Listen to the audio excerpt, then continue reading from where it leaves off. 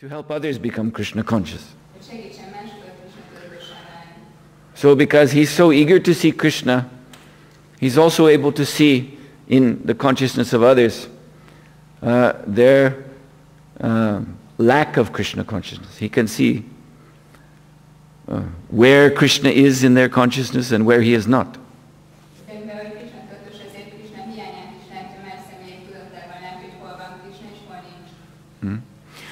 So he therefore has a duty to point out lack of Krishna consciousness in a person. Not to find fault, but to help. It may seem like finding fault, but actually at the back of it is the mercy of the pure devotee. Srila Prabhupada, this is when the time I was initiated, so Prabhupada had a servant named Aravinda Prabhu.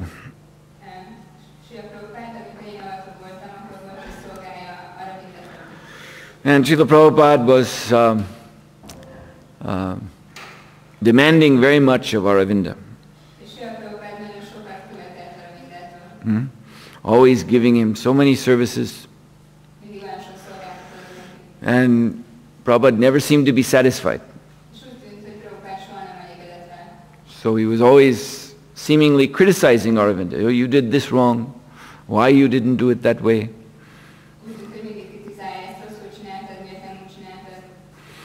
And so Aravinda Prabhu began to feel more and more harassed. So finally he came to Srila Prabhupada. Prabhupada was in his room. And he came in and offered his obeisances. And he was trying to tell Srila Prabhupada about how disturbed he had become from this service.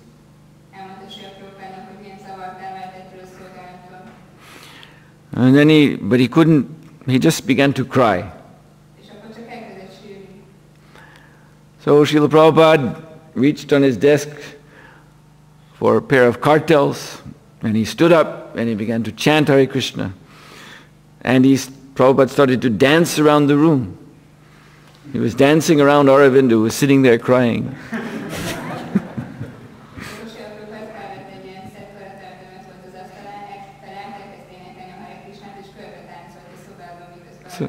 So finally Aravinda Prabhu, he got up and he also began to chant and dance. Yes. So this is why a pure devotee may seem to criticize our faults. He just wants us to let go of all our non-Krishna attachments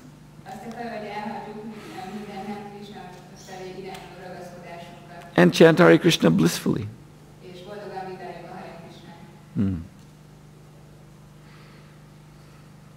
Okay? Yes?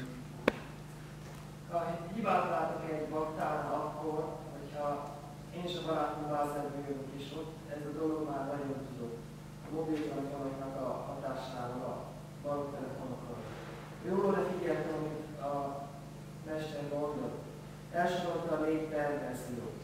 Én az utóbbi 3 évben világos összefüggést találtam, hogy ez a 4 maja perverzió milyen tökéletesen egyesül abba a magas frekvenciát hozzált beszélési módban, hogy a fejüközeteket telepnek. Na most, ha én látom itt baktát, akkor ez a bakta mind a 4 bőrlő baromságot egyesíti és használja, és ezáltal az összes biológiai szisztémát és az összes többieket egy kilométeres körbe besugályoz a magas frekvenciával. Tehát tudjuk megkészíteni?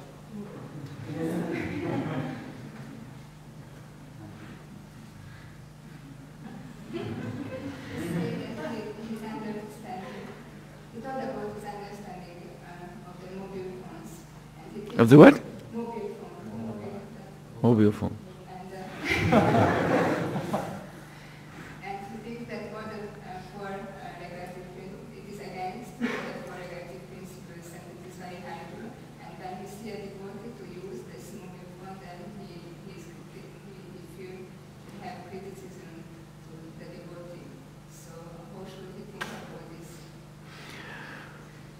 Well, there's a principle of yukta vairagya. Vairagya means renunciation. Yukta means to connect. So we renounce by connecting everything to Krishna's service.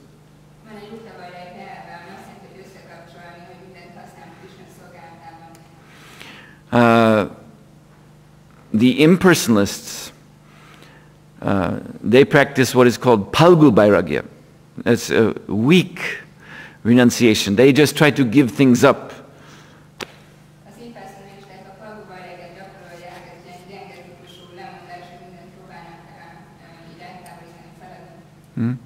But the mind remains, as they're trying to push their attachments away, the mind remains attached. You see, by that activity, the mental activity of trying to keep things away, you are attached to those things. You're just pushing them back instead of bringing them forward, but you're still attached.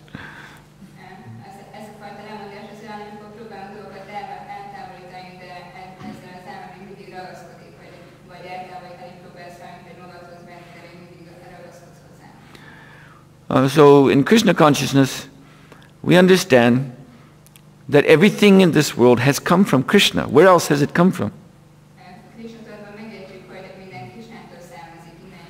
Maya has come from Krishna.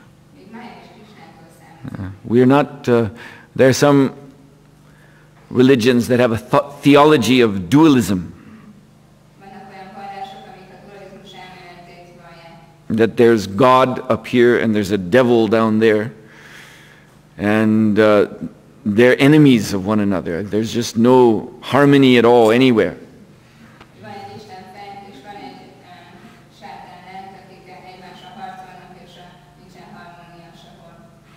You see, so this is,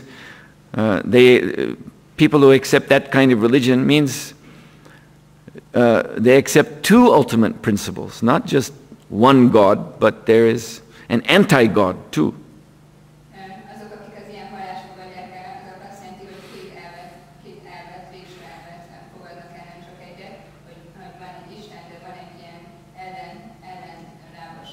And there are the anti-God's creations. And you have to avoid them. Have nothing to do with them. Otherwise, the God up there will not like you. Because he is a jealous God. Well, this is not our philosophy. Our philosophy is that we hear in Gita, Krishna says, Aham savasya prabhavo, everything is coming forth from me.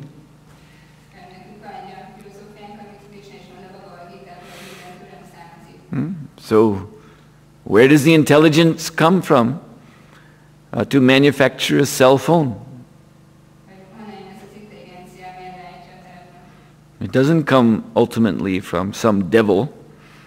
It comes from Krishna. Everything comes from Krishna. So, because everything comes from Krishna, there is a way to engage everything in his service.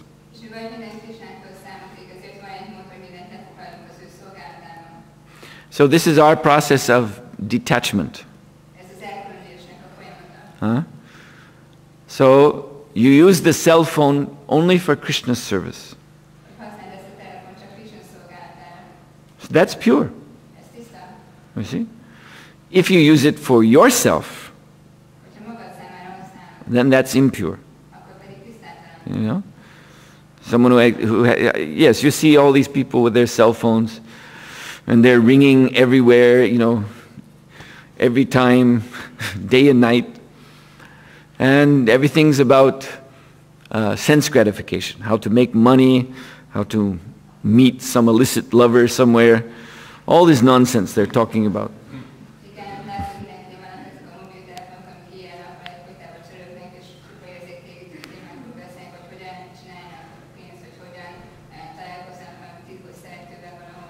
So this is sinful.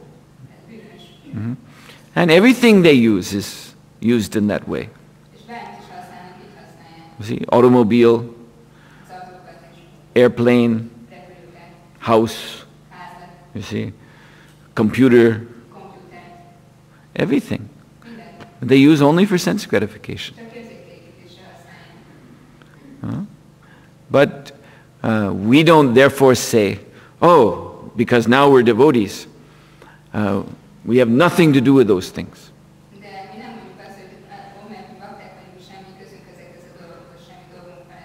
We have a mission. We have to act in this modern world to spread Krishna consciousness to these fallen souls. Otherwise, we cannot become Krishna conscious. You see this is stated in Bhaktivinoda Thakur's prayer to the song called Gurudev.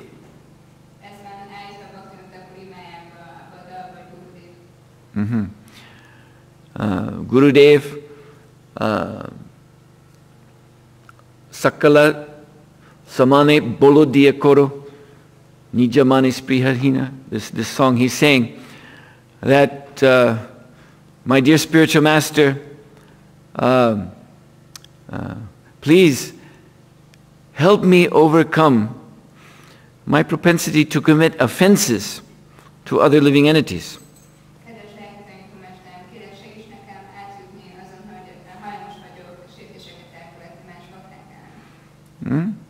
You see, when a religious person, someone who's proud of being religious, proud of being pure, all this sort of thing,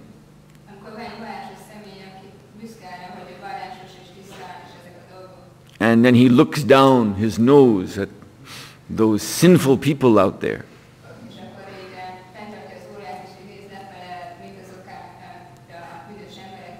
I don't want to have anything to do with them.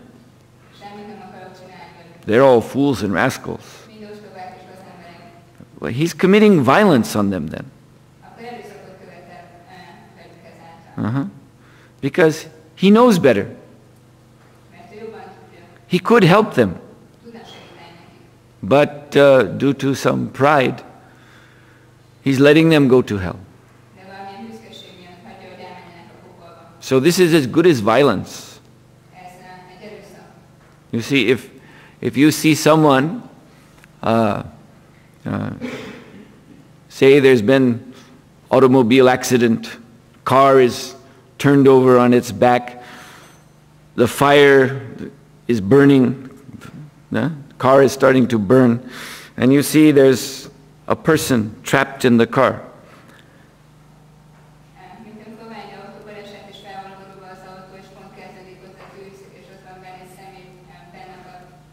Now if you go there and pull him free, drag him out, you're a hero.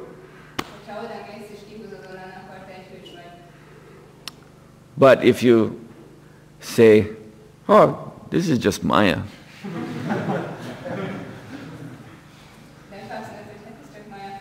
I have something better to do. I have to, run to the temple and I have some service.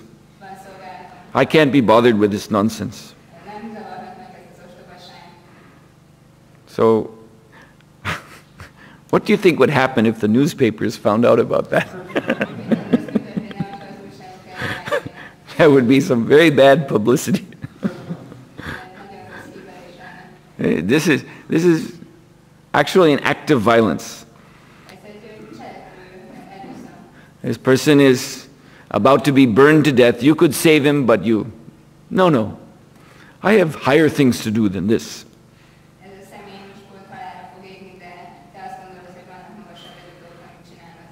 The Krishna consciousness movement is... our mission is to save or to assist Lord Chaitanya Mahaprabhu and the disciplic succession in saving the fallen conditioned souls.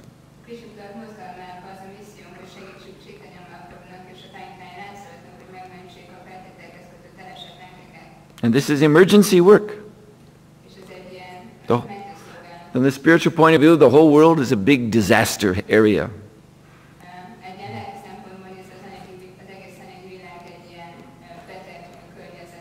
So we have to save them as quickly and as efficiently as possible.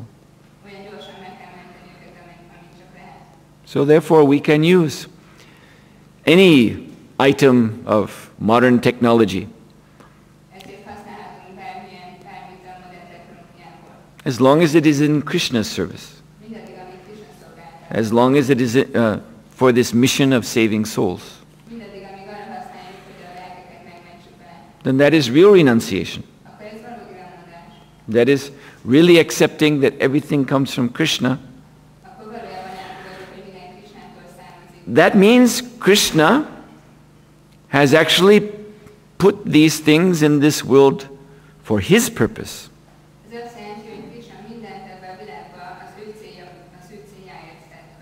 So, yeah, the non-devotees may be using it for their own purpose. But Krishna has his purpose, and we have to understand what that is. I remember His Holiness Hridayananda Maharaj was mentioning that, this design of automobile, we know it as van, this kind of small truck, like we use on Sankirtan, of course. So he said, he was pointing out how this design came into being. The first vans started to be built and sold just about the time Srila Prabhupada came to America.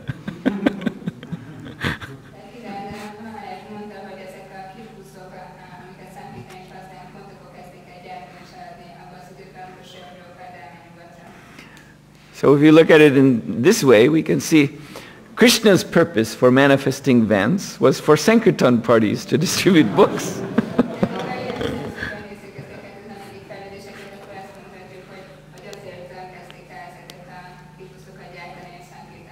Now non-devotees, they will use the vans for, their nonsense. And they'll use computers for their own nonsense and cell phones and everything.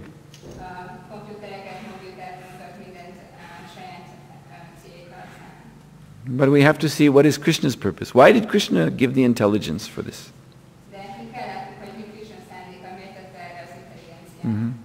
There must be a good purpose. Krishna is all good. You see? And we can use things. We have the free will.